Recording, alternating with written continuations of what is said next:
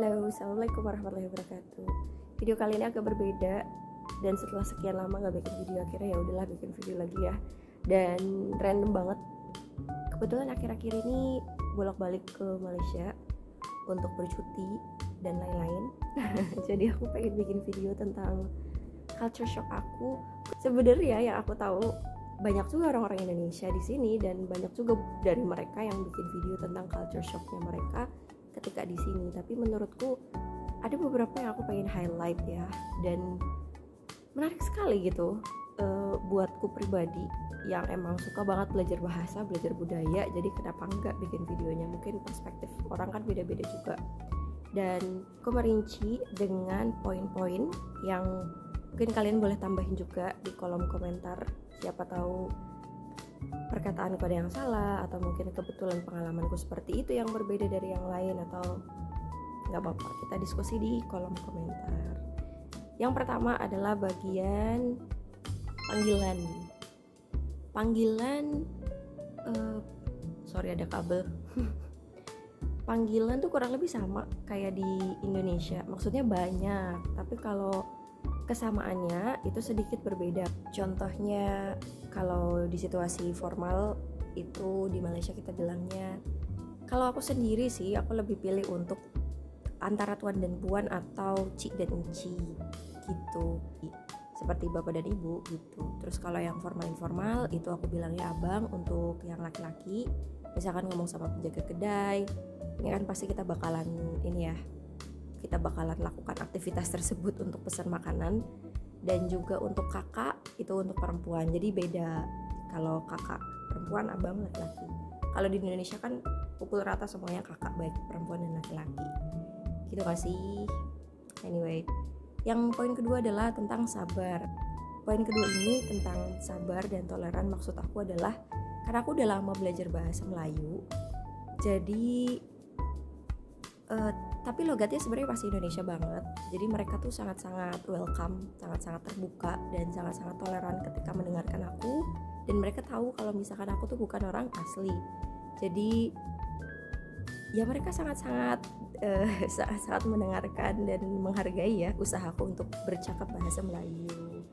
Kemudian yang paling lucu lagi adalah beberapa momen dimana ketika aku ngomong pakai bahasa Melayu, terus penjaga kedainya itu jawab pakai bahasa Indonesia. Jadi menarik juga. Ternyata mereka paham juga.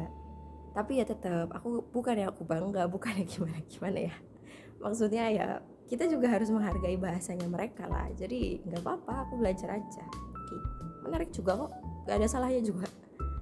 Terus yang ketiga adalah tentang makanan, jajanan, dan minuman, nama-namanya. Jadi ini sebenarnya terkait sama poin nomor 4 sih, langsung aja ya, kosakata dan makna. Jadi kalau tentang makanan dan minuman, jajanan, banyak banget brand-brand yang sama, cuma namanya beda. Kemudian kosakata yang makanan, misalkan martabak, di sini namanya apam balik, ada murtabak, ada juga kalau ibu aku tuh kan penjual kue-kue basah di pasar. Jadi aku sedikit-sedikit tahu kan nama-nama dari kue-kue pasar itu, jajanan pasar. Di sini juga beda namanya, tapi bentuknya sama gitu. Cuman ada juga beberapa yang tapi nggak tahu ya, kayak kurang lebih sama deh. Soalnya sama, yang aku lihat tuh sama, cuma namanya aja beda.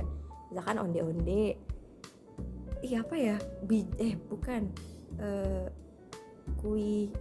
Lupa aku bahasa Melayunya. Onde-onde yang di luarnya wijen, kue wijen atau kue wijen, bijan kayaknya. Lupa aku deh. Itulah. Terus dan masih banyak lagi, nggak akan aku sebutin satu-satu karena sebanyak itu.